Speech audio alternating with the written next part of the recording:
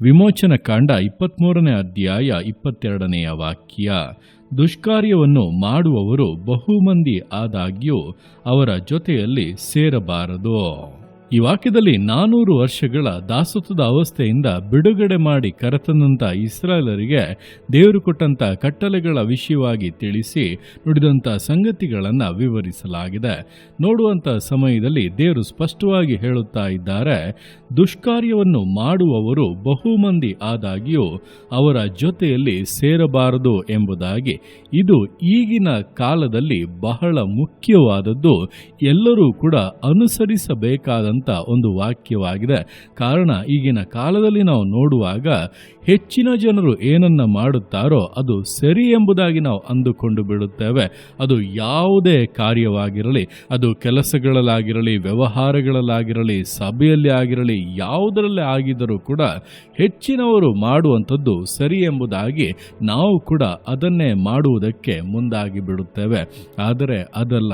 ದೇವರು ವಾಕ್ಯದಲ್ಲಿ ಏನನ್ನ ಹೇಳಿದ್ದಾರೋ, ದೇವರು ಯಾವುದನ್ನ ಮಾಡಬೇಕೆಂಬುದಾಗಿ ನಮಗೆ ಅಪ್ಪಣೆಯನ್ನು ಕೊಟ್ಟಿದ್ದಾರೋ ಅದನ್ನು ಮಾಡುವಂಥದ್ದೇ ಸೂಕ್ತವಾದದ್ದು, ದೇವರಿಗೆ ಮೆಚ್ಚುಗೆಯಾದದ್ದು.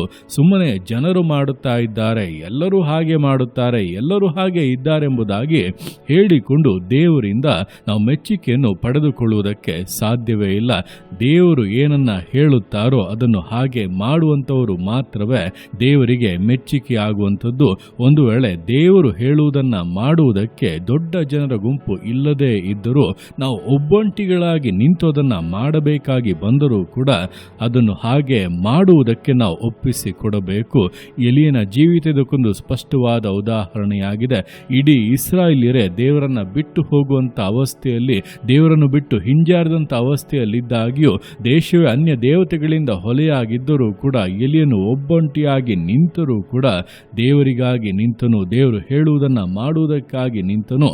ಆದ್ದರಿಂದ ದೇವರು ಅವನನ್ನು ಮೆಚ್ಚಿ ಎಲ್ಲ ಜನರಿಗಿಂತ ವಿಶೇಷವಾಗಿ ಅವನನ್ನು ಉಪಯೋಗಿಸಿ ಆಶೀರ್ವದಿಸಿದರು. ಅಷ್ಟು ಮಾತ್ರವಲ್ಲ, ದುಷ್ಟತನಗಳನ್ನು, ಸುಳ್ಳುಗಳನ್ನು ಹಿಂಬಾಲಿಸಿದಂಥವರನ್ನು ಅವನ ಮೂಲಕವಾಗಿ ನಾಶ ಮಾಡಿ ತಾನೇ ದೇವರು ಎಂಬುದನ್ನು ನಿರೂಪಿಸಿ ತೋರಿಸಿದರು. ಈ ದಿವಸಗಳಲ್ಲಿ ಕೂಡ ದೇವರು ನಿಮ್ಮ ಮೂಲಕವಾಗಿ ಇಂತಹ ಕಾರ್ಯಗಳನ್ನು ಮಾಡುವುದಕ್ಕೆ ಬಯಸುತ್ತಾರೆ. ಸತ್ಯದ ಪರವಾಗಿ ನಿಲ್ಲುವವರ ಮೂಲಕವಾಗಿ ಸತ್ಯ ಏನೆಂಬುದನ್ನು ದೇವರು ಎತ್ತಿ ಹಿಡಿದು ತಾನು ಅವರ ಮೂಲಕವಾಗಿ ಬಹಿರಂಗವಾಗಿ ತೋರ್ಪಟ್ಟು ಅವರನ್ನು ವಿಶೇಷವಾಗಿ ಘನಪಡಿಸುವಂಥದ್ದು ಬಹಳ ನಿಶ್ಚಯವಾಗಿದೆ. ಆದ್ದರಿಂದ ಲೋಕವು ಹೋಗುವಂಥ ಮಾರ್ಗದಲ್ಲಿ ಹೋಗಬೇಡಿ, ಜನಗಳು ಹೋಗುವಂಥ ಮಾರ್ಗದಲ್ಲಿ ಹೋಗಬೇಡಿ. ಎಲ್ಲರೂ ಏನನ್ನ ಮಾಡುತ್ತಾರೆ ಅದೇ ಸತ್ಯ ಎಂಬುದಾಗಿ ಅಂದುಕೊಂಡು ಆ ರೀತಿಯಾಗಿ ಮಾಡುವುದಕ್ಕೆ ಮುಂದಾಗಬೇಡಿ. ದೇವರಿಗೆ ಪ್ರಾಮುಖ್ಯತೆಯನ್ನು ಕೊಡಿರಿ, ದೇವರ ವಾಕ್ಯಗಳಿಗೆ ಪ್ರಾಮುಖ್ಯತೆಯನ್ನು ಕೊಡಿರಿ. ಸರಿಯಾಗದನ್ನು ಅರ್ಥ ಮಾಡಿಕೊಂಡು ಅದಕ್ಕೆ ಅನುಗುಣವಾಗಿ ನೀವು ಜೀವಿತವನ್ನು ನಡೆಸುವುದಾದರೆ ಮಿಕ್ಕ ಎಲ್ಲ ಕಾರ್ಯಗಳು ಕೂಡ ನಿಮಗೆ ಅನುಕೂಲವಾಗಿ ಬದಲಾಗುವುದನ್ನು, ನೀವು ಆಶೀರ್ವಾದದ ವಾಗ್ದಾನದ ಪರಿಪೂರ್ಣತೆಯನ್ನು ಹೊಂದುವುದನ್ನು ನಿಶ್ಚಯವಾಗಿ ಕಾಣಲಿದ್ದೀರಾ. ಆ ರೀತಿಯಾಗಿ ಹೆಚ್ಚಿನ ಜನರು ಏನನ್ನ ಮಾಡುತ್ತಾರೋ ಅದನ್ನು ಮಾಡುವುದಲ್ಲ, ಬದಲಾಗಿ ದೇವರು ಏನನ್ನ ಆಜ್ಞಾಪಿಸಿದ್ದಾರೋ, ಏನನ್ನ ಎದುರು ನೋಡುತ್ತಾ ಇದ್ದಾರೋ, ಏನನ್ನು ಹೇಳಿದ್ದಾರೋ ಅದನ್ನು ಮಾಡುವುದಕ್ಕೆ ನಮ್ಮ ಜೀವಿತವನ್ನು ಪೂರ್ಣವಾಗಿ ಒಪ್ಪಿಸಿಕೊಟ್ಟು ವಿಧೇಯತೆಯಿಂದ, ದೃಢತೆಯಿಂದ, ಸಮರ್ಪಣೆಯಿಂದ ವಿಶ್ವಾಸ ಜೀವಿತಗಳನ್ನು ಮುನ್ನಡೆಸೋಣ. ದೇವರ ಕರಗಳಲ್ಲಿ ಸಮರ್ಪಿಸಿ ಪ್ರಾರ್ಥಿಸೋಣ. ಯೇಸುವೆ ಸ್ತೋತ್ರ ರಾಜ, ಕೊಟ್ಟಂಥ ದಿವಸಕ್ಕೋಸ್ಕರ ಸ್ತೋತ್ರ ಕರ್ತನೆ. ಈ ದಿವಸ ನಿನ್ನ ಕರಗಳಲ್ಲಿ ಸಮರ್ಪಿಸ್ತಾನೆ. ಪ್ರತಿಯೊಂದು ಜೀವಿತಗಳನ್ನು ನೀನು ಆಳ್ವಿಕೆ ಮಾಡು, ಬಲಪಡಿಸು ಕರ್ತನೆ. ಹೌದಪ್ಪ, ನಿನ್ನ ವಾಕ್ಯದ ಮೂಲಕ ನೀನು ನಮಗೆ ಸ್ಪಷ್ಟವಾದ ಎಚ್ಚರಿಕೆಯನ್ನು ಕೊಟ್ಟಿದ್ದೀಯ. ದುಷ್ಕಾರ್ಯಗಳನ್ನು ಮಾಡುವವರು ಬಹುಮಂದಿ ಆದಾಗ್ಯೂ ಅವರ ಜೊತೆಯಲ್ಲಿ ಸೇರಬಾರದೆಂಬುದಾಗಿ ನೀನು ನಮಗೆ ಹೇಳಿರುವಂತೆ ಈ ದಿವಸಗಳಲ್ಲಿ ಕರ್ತನೆ, ಲೋಕ ಹೋಗುವ ರೀತಿಯಲ್ಲಿ, ಜನರ ಗುಂಪು ಹೋಗುವಂಥ ರೀತಿಯಲ್ಲಿ ಸಭೆಗಳು ಕೂಡ ಕೆಲವೊಂದು ಲೋಕದ ಮಾರ್ಗವನ್ನು ಅನುಸರಿಸಿ ನಡೆಯುವುದನ್ನು ನೋಡಿ ನಾವು ಆ ರೀತಿಯಾಗಿ ನಡೆಯದೆ ಅಪ್ಪ, ನಿನ್ನ ಹೃದಯಕ್ಕೆ ಅಪ್ಪ ಯಾವುದು ಒಪ್ಪಿಗೆ ಆಗಿದೆಯೋ, ಯಾವುದು ಕರ್ತನೆ ನಿನ್ನ ಆಗ್ರಹವಾಗಿಯೋ, ನೀನು ಯಾವುದನ್ನು ಎದುರು ನೋಡುತ್ತಾ ಇದೆಯೋ ಅದನ್ನು ನೆರವೇರಿಸುವುದಕ್ಕೂ, ಅದನ್ನು ಮಾಡುವುದಕ್ಕೂ, ಆ ಮಾರ್ಗದಲ್ಲಿ ನಡೆಯುವುದಕ್ಕೂ ಪ್ರತಿಯೊಬ್ಬರಿಗೂ ಸಹಾಯ ಮಾಡು. ನಮ್ಮ ದೃಷ್ಟಿಯಪ್ಪ ನಿನ್ನ ಮೇಲಿರಬೇಕು, ನಿನ್ನ ವಾಕ್ಯಗಳು ನಮ್ಮ ಹೃದಯದಲ್ಲಿರಬೇಕು ಕರ್ತನೆ. ನಿನ್ನಲ್ಲಿ ಭಯಭಕ್ತಿಯಿಂದ ನಡೆಯುವುದಕ್ಕೆ ಒಬ್ಬೊಬ್ಬರಿಗೂ ಕೃಪೆಯನ್ನು ಅನುಗ್ರಹಿಸು.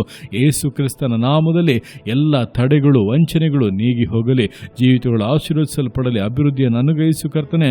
ಜೀವಿತ ಜೀವಿತಗಳನ್ನಪ್ಪ ಸ್ತೋತ್ರಾಜ ವಿಶೇಷವಾಗಿ ಮಾನಿಸು. ನಿನ್ನ ಮಕ್ಕಳನ್ನು ಕರ್ತನೆ ಅನೇಕರ ಮುಂದೆ ಸಾಕ್ಷಿಯಾಗಿ ನಿಲ್ಲಿಸು.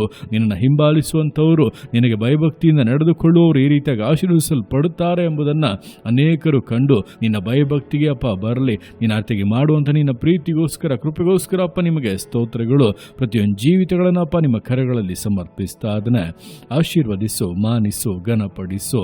ಎಲ್ಲ ನಿಮ್ಮ ಕರಗಳಲ್ಲಿ ಸಮರ್ಪಿಸಿ ಎಲ್ಲ ಸ್ತುತಿಯನ್ನು ಮಾತ್ಮನಿನೊಬ್ಬನಿಗೆ ಸಲ್ಲಿಸಿ ಯೇಸುವಿನ ನಾಮದಲ್ಲಿ ಬೇಡುತ್ತೇನೆ ನಮ್ಮ ತಂದೆಯೇ. ಆಮೇನ್, ಆಮೇನ್.